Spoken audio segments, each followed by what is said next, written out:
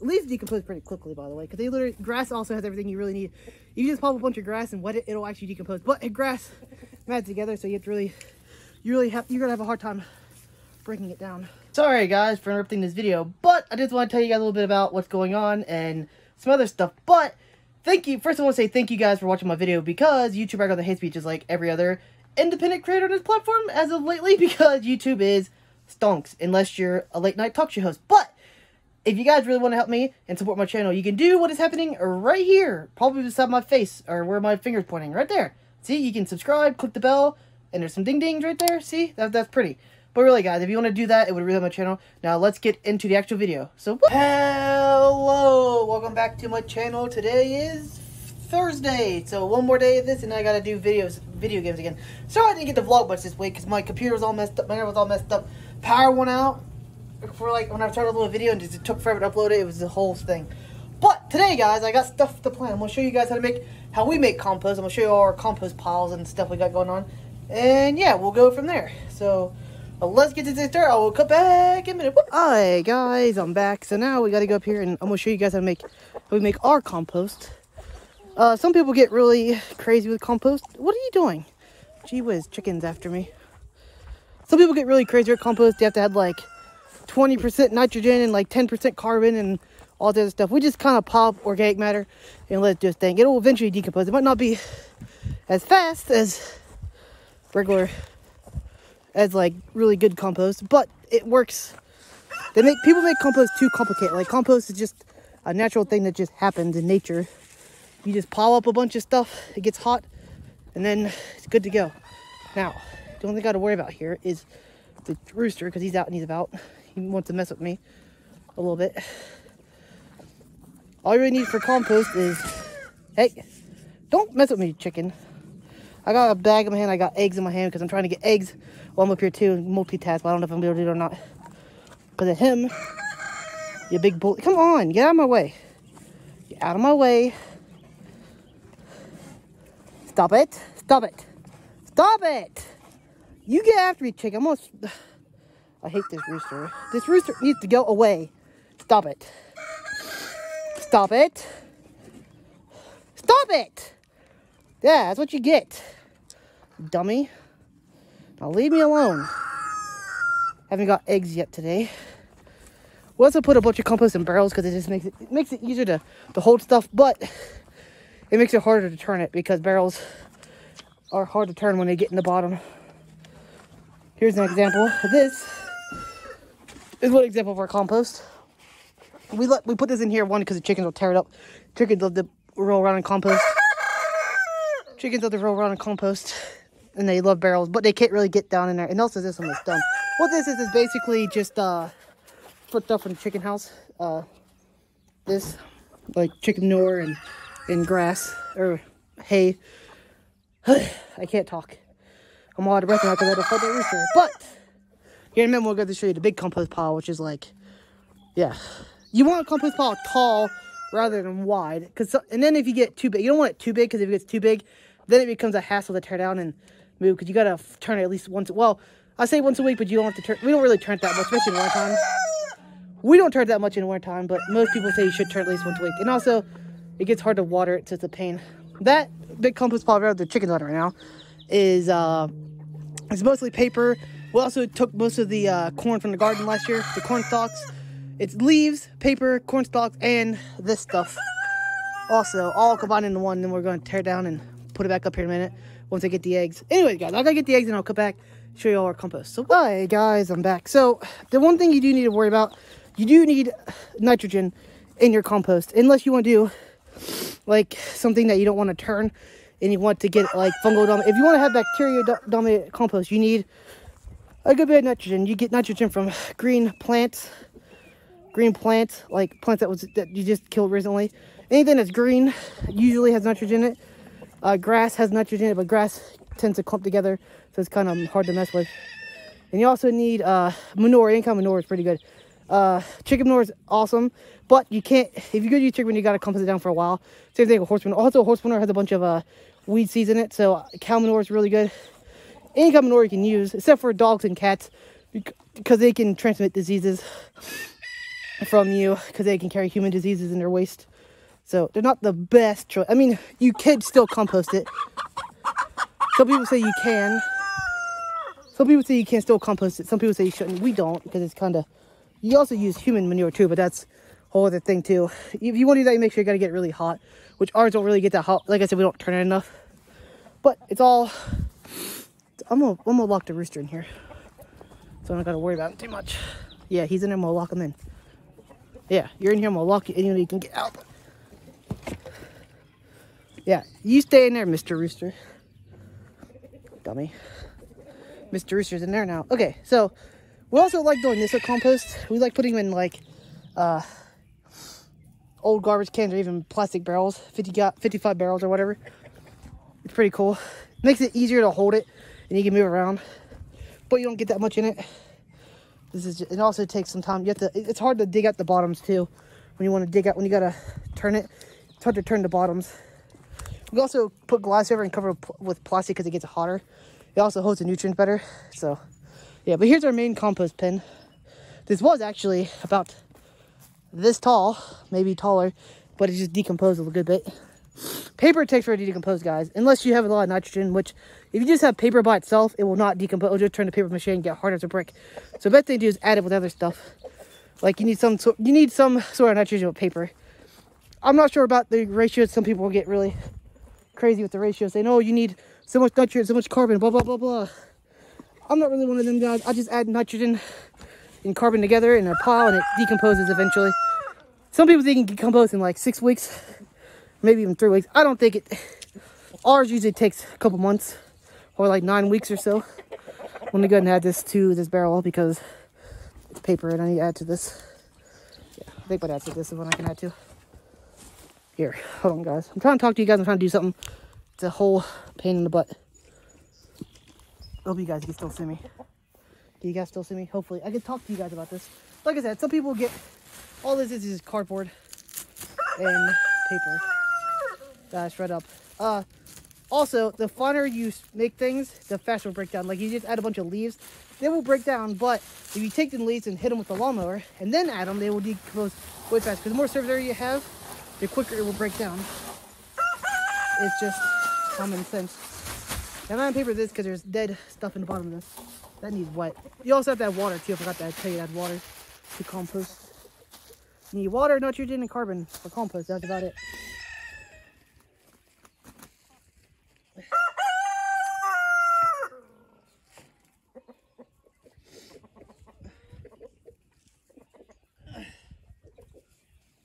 Like I said, it's pretty easy. People online make it overcomplicate things because they want you to make it complicated because it could be very complicated. Like if you want to like, some crazy people say you need a microscope to see what kind of bacteria you have in your compost because some people say if you have anaerobic bacteria, it's bad for your garden. Hope you guys can see me. Hope you guys can hear me. I mean, chicken, you're gonna have to move, buddy. You got to move because this needs turned. I haven't turned this in a while. Come on, buddy, you gotta turn it. Come on. Come on. Yeah, you gotta move so I can turn it. Like I said, you don't really need much nitrogen, which is usually green, like plant material, that sort of thing. You guys can go watch me do this now. Basically, you just tear it all down and tear it back up, like so. Because the middle is where all the decomposing is happening at. Basically, you just have to tear it down. And, yeah. And what turning it does is it adds air to it, because you need air also. The more air you have, the better it does. Did that chicken just really escape? Now I gotta watch this stupid chicken. If he comes over here, I'm gonna kick his ass. Chicken, go away. Oh my god. Wow, this is heavy stuff. Also, ours gets knocked down a lot because we let our chickens go in. Also, chickens is a good thing for any compost pile. You just have to just let them do their thing. They'll come, dig it around in it. And look at this. So all this white stuff, that's actually a fungus from something.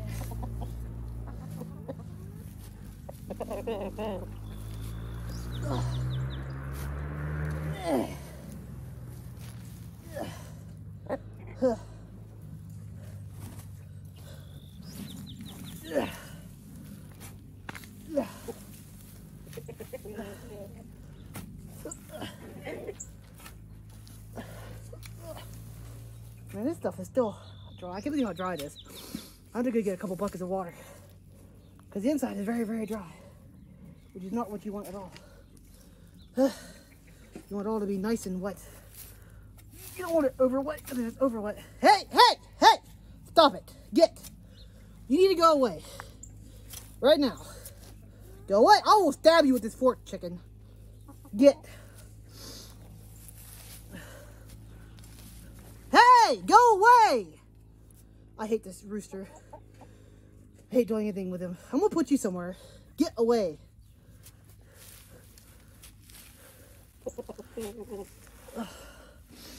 Leaves decompose pretty quickly, by the way, because they literally, grass also has everything you really need.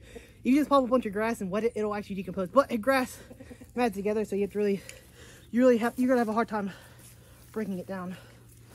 Over a long distances. Why is it still so wet? Holy God.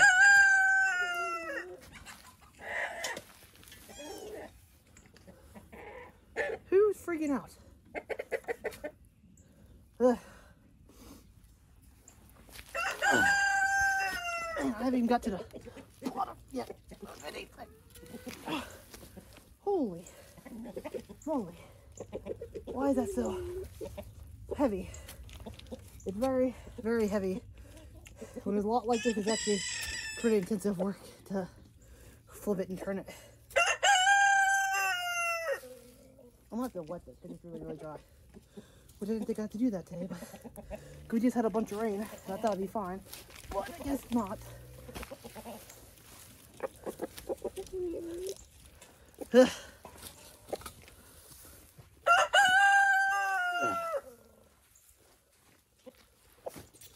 Oh my gosh.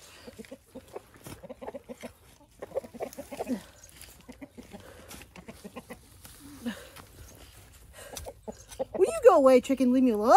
Hey! Hey! Stop it. It's a lot easier to have a chicken trying to attack you every second, by the way.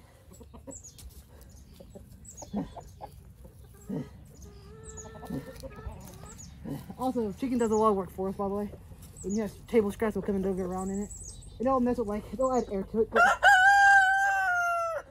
I'm out of breath. Really? Grab it, chicken. Grab the worm. Really? Alright, you guys gotta move here because I'm having this. I need to get up there, chicken. You gotta let me get in here. Come on. Move, chicken. Hey, come on. Move, I can dig around a little bit more. There you go.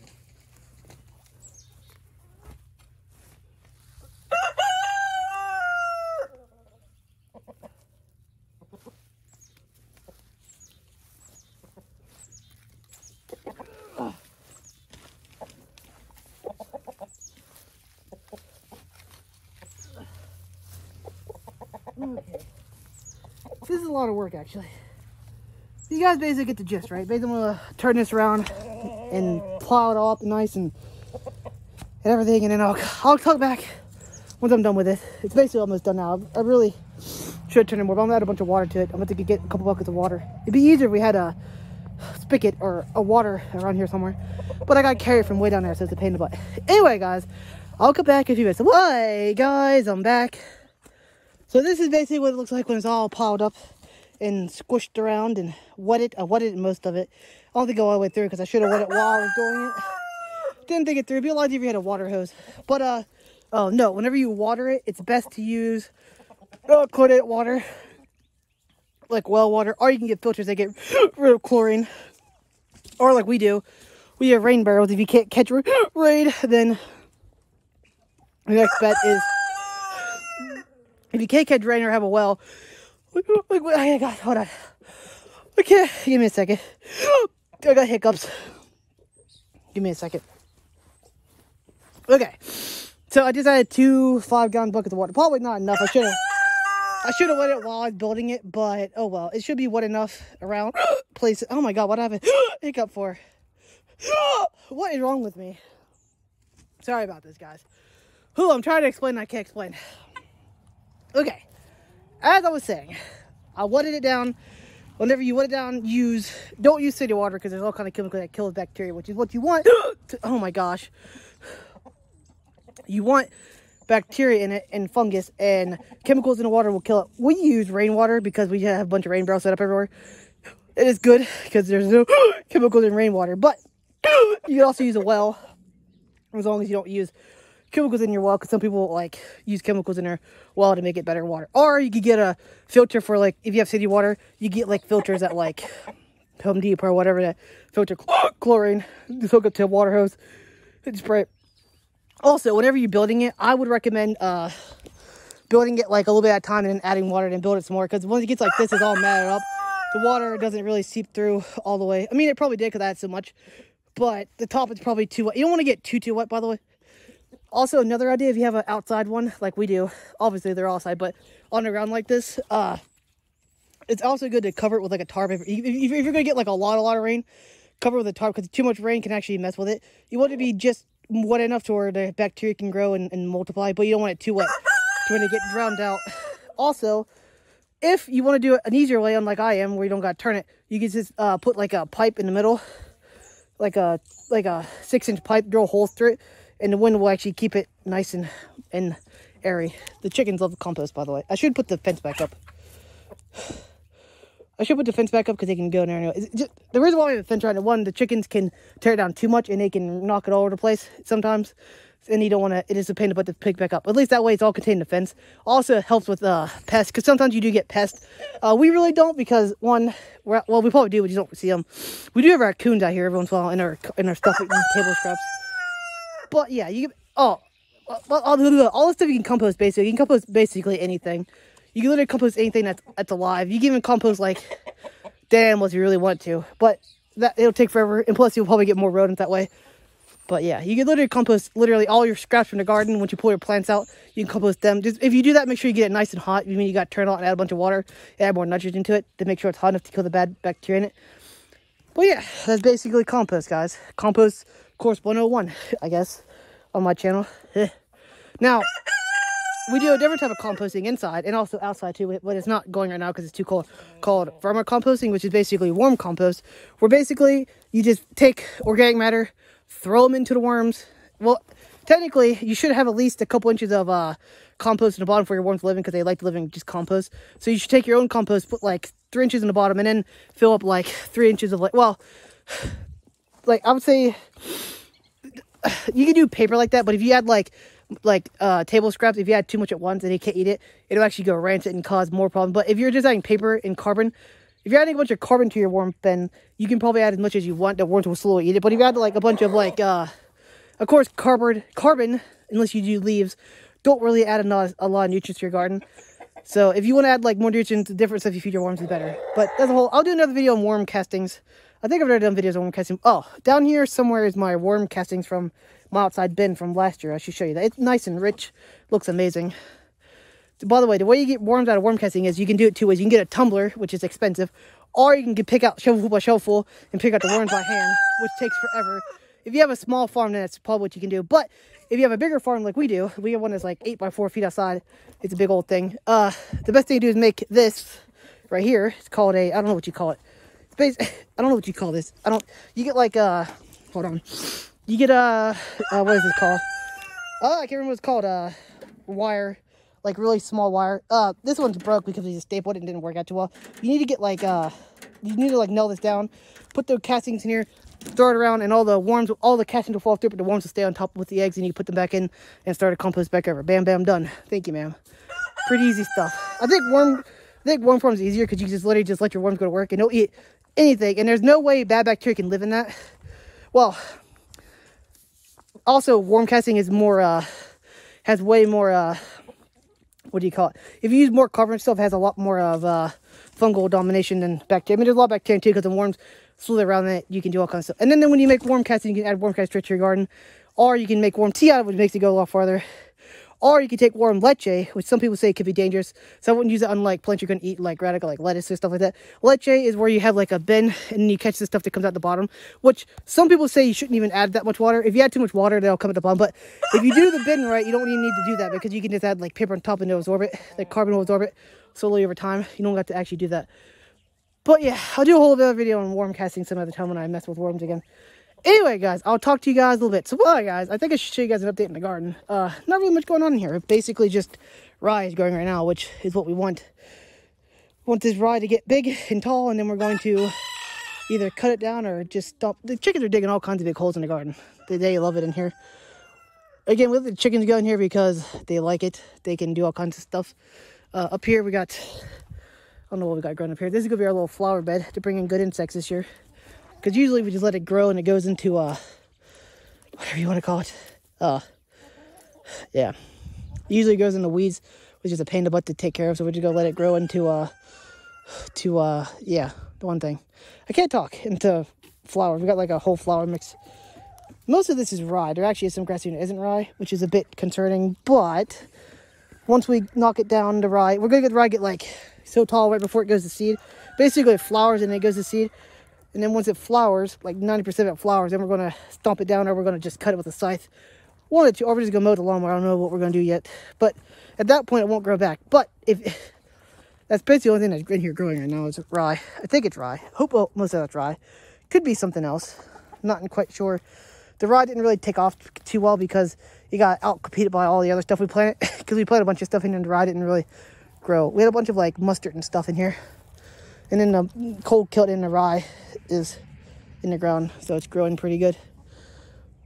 Like I said, the best thing you do for your garden soil is to have a living root in it at all times, and to keep it covered, and not to use fertilizer or pesticides, or as much as you can. I'm not saying don't. If the only way you can grow your food, then yeah, go ahead and use pesticides.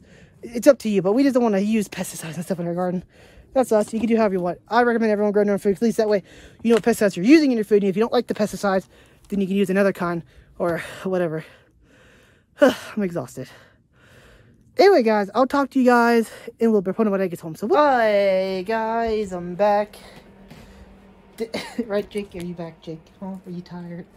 Are you tired, boy? Oh, my goodness. He says I'm tired. By the way, guys, if you hear noise in the background, it's this thing going a billion miles a minute because I'm dehydrating food again.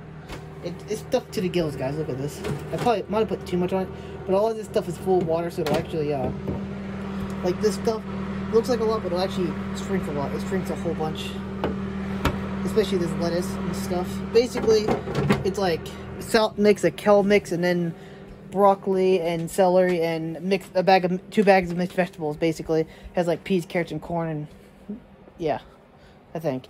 Basically, what I'm gonna do with it. I love the dehydrator because then it's a good way to get a lot of vegetables in your diet. Because all you do is you just take it, you blend it up after it's dehydrated. You blend it up after it's dehydrated. It turns into like a really fine powder. Then you take that powder, you add to literally anything. You can pump yourself full of vegetables very easily. And you can't really taste it because there's not really a taste to it after it's dehydrated. I mean, you might get a little bit of taste, but I love making protein smoothies out of it. But I'm going to try putting it in ramen noodles because I've been eating ramen noodles every morning. So we'll try to put like 2 or 3, maybe 4 scoops of it. By the way, like 1 tablespoon is equal to like a cup, I think, or something, or a half cup. I can't remember. It's pretty concentrated stuff. Oh, and then once you blend it up into a fine powder, then you stick it back in here for like another. You can either put it down for like 20 minutes to get the excess off, or you can stick it back in here for like 30 minutes to an hour, and it'll dry it off the rest of the way. And then you put it back, and then you can yeah, then it's basically dried, and you can store it in like a jar with a lid on it, as long as it's airtight. Well, it don't have to be airtight. Well, the less air it gets into, it's better. It'll store for like 6 months to a year, maybe. But it won't last that long, so I'll plan on eating it a lot more than that. I love the dehydrator. I'm still mad I broke the first one. Makes me cranky thinking about it to this day. But, anyways, you guys, I don't know why, but I'm all about the garden today. I can't wait to garden here in the next couple weeks.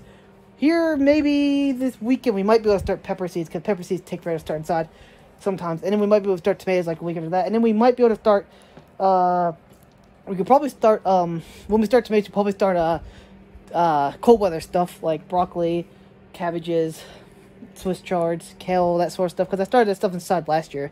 Of course, I might just plant the kale outside this year from seed. Because I think it did pretty good like that. I can't wait to get kale. And I'm a big fan of kale, guys. Kale and Swiss chard. Those are two. I don't know why, but I love it from the garden. It's actually amazing. I didn't think I'd like it. It's actually pretty good. Especially when it's dehydrated. Oh, it's amazing. I love it. It's full of all kinds of nutrients and minerals. It's full of good stuff. Anyways, guys. I'm gonna go into the vlog. This video is probably long enough because I was up there for like 20 minutes working in the compost pile. So I'll cut back in a few minutes. So, hi guys, I'm back. Going to the vlog. Did a lot today. Showed you guys how we make compost, and I didn't share our worm castings up there, the barrel of it that we took last year. But oh well, that's what we're gonna make worm tea out of most of it this year. But yeah, it'll be pretty good. We also got a bunch of worms in here. I have to tell you about it, but I think worm compost is easier, but it takes a lot of worms, and you need a lot more room, I think, to make more compost. But up there, I don't know, a couple barrels. Well, we probably need more than what we have, but I don't know. And also, it's really hard to get material for, like, compost, because compost inside, you need nitrogen and green stuff. When you do worms, you can literally just throw whatever you want in there and they'll eat it. Especially, like, paper and cardboard is a good way to get rid of paper and cardboard. Of course, if you just do paper and cardboard, it's not going to be the best if you add, like, stuff. That's why every once in a while we'll add, like, table scraps to it. They'll go and eat it and stuff like that, like green stuff. They love it. But don't eat the paper and cardboard, too, just as easily. But anyways, guys, I guess I'll talk to you guys tomorrow. We'll roll the outro. Bye, guys. I'm back.